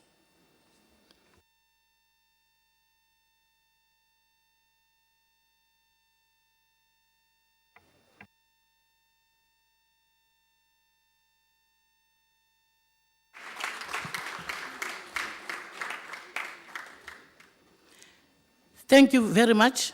I will need the Deputy Speaker to respond. Angiqale ngokukhabazela Madam Speaker ukuthi ngimmeme eze ngakithi ngiyolola ulimi lwakhe kancane akwazi ukubiza igama lami kahle. Honorable members, thank you very much for the opportunity to receive your declaration, but also having listened to all the inputs of members from the areas that you chose: health, education, rural development, job creation, and justice. Members of the select and portfolio committees who are sitting here with me have also been listening to these discussions. As we promised, these have been recorded. We will produce a special edition of our internal publication. It's not only internal, in fact, it also goes out in session, focusing on this sectoral parliament, so that not only must the key decision makers in the areas you have touched receive it, including a formal report that we will put together, but also the public in general who will get access to this material will know what you raised today on the occasion of this disability parliament. I do want to emphasize the necessity for us that as Parliament, we benefit intensely from feedback such as we are hearing here. One of the things that has come out of the Speakers Forum is a monitoring and evaluation policy framework for implementation by the National Council of Provinces as well as National Assembly committees, as well as the provincial and legislature committees as well, to increase the quality of monitoring and evaluation, not only of policies that we have adopted, but also legislation that we have passed, and whether it is effective, and if it is not effective, in what way we can correct it. Some of the feedback we are getting here today meets the requirements of such monitoring and evaluation. This is one platform that gives us direct influence. We will, of necessity, have to brief the rest of the presiding officers of what has come out of this sitting today, in addition to every formal thing that we will do.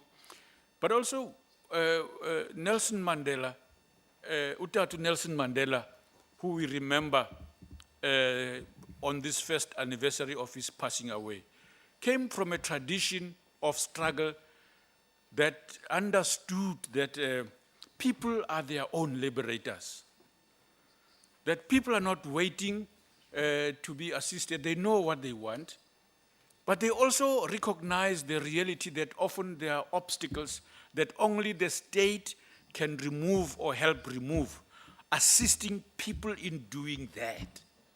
That tradition of his legacy is an important one that we must continue to carry, that people are their own liberators. In fact, the idea of an inclusive society that respects the rights of everybody is an agenda that belonged to the organization that he led bravely over many decades, along with others, as he always insisted that he was never alone in this campaign. I do wish to thank every one of you for having been present, and we hope that you will go back to report to those who elected you in each of the provinces of what happened here today. Because sometimes I come from Sanko, where we used to be challenged, but do you really represent communities that you claim you represent? Now, all of you who came from each of the provinces of our country, from the disability sector, the leadership of the DPSA, you have as much as we do the responsibility to account, to go back and account of what you did today, so that all of us have the responsibility for constantly accounting, carrying the mandate, implementing, and pointing out what are the challenges, but most importantly, the solutions that some of you have recommended today, so that we produce a society that do not only talk inclusiveness, but evidences inclusion on a daily basis. Thank you very much. We appreciate the input that we have had. We will pass on the declaration. Thank you.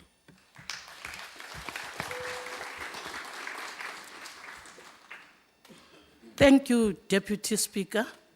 We now will ask the Deputy Minister to give us announcements. Over to you, Deputy Minister. Thank you very much, Madam Speaker. Just a few announcements. Let me first join the Deputy Speaker in receiving the declaration and thank the honorable members for their honesty, frank, and deliberations. I think the Deputy Speaker has outlined the process. I'm just going to outline the process from government. As you'd be aware, in terms of government's participation in Parliament, the report, once we receive it from Hansard, which we will request and monitor, we will present it to the leader of government business, who leads government in Parliament. which is the Deputy President of the Republic. And he will then institute his responsibilities in terms of how the report must be processed within government itself, and what are the aspects in terms of the planning committee, the planning committee that plans the agendas. But we will also submit it to the Office of the Chief Whip, because he is responsible in any event for the functioning of Parliament, and also influences the whippery in terms of the planning committee. And that goes back to what we said at the beginning. The intention of handing it over to the Chief Whip of the majority party in Parliament is that he then has the responsibility to process it through all the processes that I've explained, which is making sure the report is on the order paper for debate by the National Assembly, ensuring that the National Council of Provinces considers the report, and that all provinces will also engage with the report through the legislatures.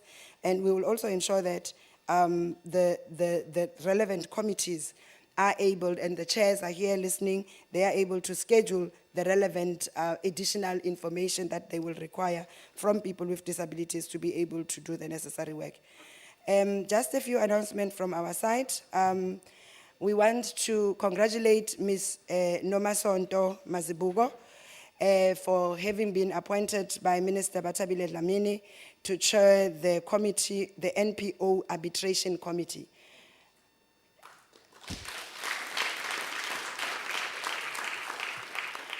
Honorable members, it's important that we understand that the NPO Arbitration Committee is established in terms of the NPO Act. She will be chairing your arbitrations if your NPOs are registered, deregistered, anything to do with any unhappiness around how we deal with NPOs. I wish her luck as she helps us do our work, but I also wish you luck as you support her in doing her work, because she's the first disabled person to chair that high-level NPO, and a lot of your organizations are NPOs, so we're looking forward to elevating the realities of your organizations, from lack of funding to services. The works is all in the mix in terms of our commitment to making disability better. So we wish her luck, Sis Sonto, that you will continue to also make sure that that NPO Act gives effect to the organizations of people with disabilities, who are mostly NPOs as well. I also want to indicate that the Ministerial Disability Committee that was established after the budget vote will be presenting their report in terms of the agreement and the timelines. And we'll all remember that it is convened by an independent person, Babu Tamingwenya, who had to bring in all the stakeholders in saying what are the issues given the move from women, children, and people with disabilities to social development. And that is constituted by a whole group of government officials, from the presidency to DSD to monitoring and evaluation, women, youth, and disabled people and their organizations, who participated also at the dialogue after the budget vote. And that committee has a deadline, because it is out of that where we are going to be able to continue to process some of the issues we sat here listening, and some of how government will respond to that. We also congratulate Mbuyiseni Buota, who is also a disabled person and working for Sisonke Gender Justice, for having been nominated to be the deputy chair of the Ministerial Advisory Committee on Foster Care Grants. And we wish him luck, because it is the first time that a disabled person will be actually sitting there, and as this committee, it's the first ever committee that's going to deal with issues of foster care grant. And I hope that parents of disabled children and those organizations working in that field are going to give Mbuyiseni the support to be able to raise the issues of orphaned children with disabilities, who people don't adopt, but also they might end up not getting what they are entitled to in terms of the foster care grant system. So we wish Ntate Mbuyiseni Buota luck in that regard, and I hope you will all give him your support. We will be adding a person with a disability in the advisory committee that looks at the payment system for SASSA. which is an advisory council as we transform our social security system. And we will engage all the organizations as we normally do for their nominations and the relevant person. That is a highly technical committee that is actually looking at reviewing the social security system. So we're hoping organizations will tap into their resources and look at the best person that will be up to join the technical committee that the minister has put up. As we have said, the minister will be ensuring that the disability parliaments are localized in the provincial legislatures from next year, and that the parliament will sit in one of the Fridays in November to be agreed to by the National Assembly and the planning committee as part of one of the activities of the Disability Month. We will continue to work towards the National Disability Month, National Disability Day. This is the first year that we are celebrating it as a national day, as approved by Cabinet. We've listened, heard, and we will continue to convey the message to Cabinet. We are also looking forward to disabled people to be active as the white paper will be released for public comment on disability. It's important that your voices are heard. Currently, we are reviewing the white paper on welfare services, and we all know that there will always be people with disabilities who require welfare services. It's headed by Vivian Taylor. Disabled person? And we will be adding a disabled person in that review committee, and we are hoping the organizations are going to sit and give us their best people, because that white paper reviews all welfare services. So it's important that we ensure that the issues around people with disabilities will be included, because it's also going to be costed and it's also going to be funded based on the costing model. So it's important. Of course, we will use the economic study to inform partly, but we do want the voices of disabled people. So that request will come through. We are expecting organizations to respond. You would be aware that the census did not give us the statistics that we need in terms of disability. So the Minister and the Statistician General will be launching the disability census. We have requested, because the UN Convention on the Rights of Persons with Disabilities, but also data collections requires us, because when we know how many disabled people, we are able to actually assert our authority. So we are requesting that disabled people's organizations become active players in making the disability census a success. It's the first in the world. No country has gone out in a full census scale to count people with disabilities.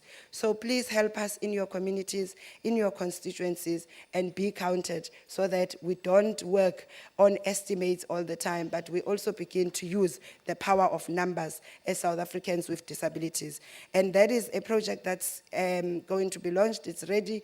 Disabled people will be trained also to go in and do door-to-door, to go and count, because we want you to acquire that data capturing skills. So I also want to thank all of you. We have a lot of work to do. The Presidential Working Committee, as announced by the President, it's getting finalized. The nominations are getting finalized. The technical committees that needs to support the Presidential Working Committee from a government perspective, in terms of all the technicalities that goes with all the other Presidential Working Committees. There's 15 or 17 of them, I'm not sure, and all of them have specific institutional arrangements. The disability one is a new one, so we are busy ensuring and supporting the presidency to ensure that that Presidential Working Committee is going to have the exact same status, be treated exactly the same way with all the other working committees. So in due course, you will get feedback in terms of that as well, as soon as the relevant structures are in place. And the President will then be ready to engage with the working committee as per the finalized list. I guess this is where I wish you, from myself, the Minister of Social Development, Mmebatabile Dlamini, and all the MECs from the provinces, as well as the HODs, the DG, who is here, the Director General of the Department of Social Development, Ntate Phakate, has sat here as well and listened with all of the DSD family, the CEOs of NDA and SASA. We've all heard, and we want to take this opportunity to really do wish you a Merry Christmas and a very prosperous 2015. We're looking forward to working with you and pushing the agenda to the point where we are able to. And bon voyage. Thank you so much. Lunch will be served in the old assembly dining room, which is just across to your left when you go out the door. And for those that are not traveling today, this is your afternoon to enjoy Cape Town, have fun, be merry. And for those that are traveling, bon voyage. Thank you very much.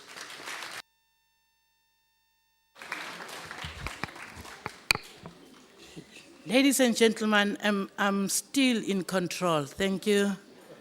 I wish to thank the Deputy Minister, especially for wishing us well in our Christmas and looking forward to working together in the year 2015. Can I strongly say the invitation to lunch, I would ask the officials, please give space and let the participants and our visitors first, then the officials will be served later. Honorable members, I wish to come to the end of today's proceedings, and I would like to take this opportunity to thank you for your participation. This concludes the business of the day. Members are requested to remain in their seats until the procession has left the room. Thank you very much. Our USBs, flash disk.